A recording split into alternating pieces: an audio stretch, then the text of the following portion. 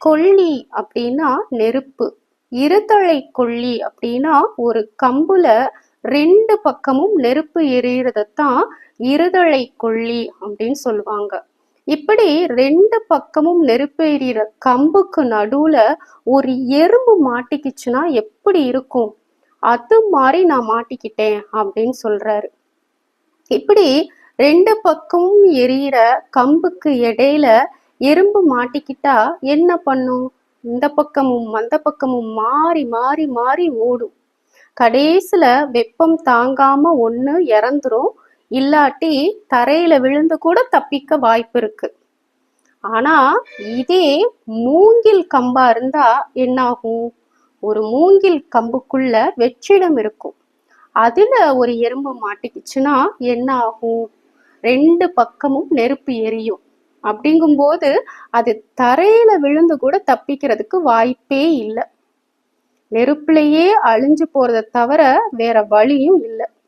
அது மாதிரி நானும் மூங்கில் கம்புக்குள்ள மாட்டிக்கிட்ட எறும்பு மாதிரி மாட்டிக்கிட்டேனே அப்படின்னு சொல்றாரு.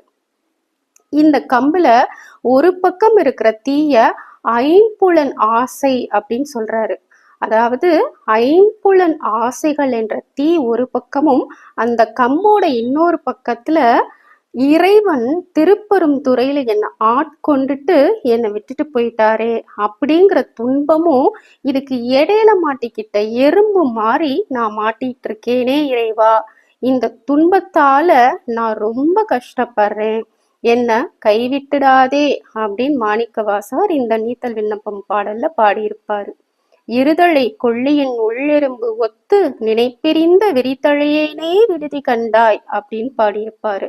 அதுவும் எப்படி நிக்கிறாரு அப்படின்னா தலைவிரி கோலத்துல நிக்கிறேன் அப்படின்னு பாடியிருப்பாரு. மாணிக்க வாசகர் ஐம்புலன் ஆசைகளை ஏன் துன்பம் அப்படின்னு சொல்றாரு அப்படின்னு பார்ப்போம். ஏன்னா இந்த ஐம்புலன் ஆசைகள் தான் ஆன்மீக முன்னேற்றத்திற்கு தடையாவே இருக்கு. திருமூலர் கூட ஒரு பாட்டுல ஐம்புலன்களுக்கு யானைய உவமையா சொல்லி பாடியிருப்பாரு. யானை உருவத்துல பெருசா இருந்தாலும் அது ஒரு சாதுவான பிராணி தான், யாருக்கும் தீங்கிழைக்காது. ஆனா மதம் பிடிச்சிட்டா பெரும் நாசத்தை ஏற்படுத்திடும். எதிரில என்ன இருக்கோ எல்லாத்தையும் அடிச்சு துவம்சம் பண்ணிடும். அது மாதிரி நம்மளோட ஐம்புலன்கள் வலிமையானது தான், ஆனாலும் பெரும்பாலும் அழிவை விளைவிக்காது. ஆனா மாயையினால வர்ற பந்தம், பாசம், ஆசாபாசம் அப்படிங்கிற மதம் பிடிச்சிட்டா இந்த ஐம்புலன்களும் பெரும்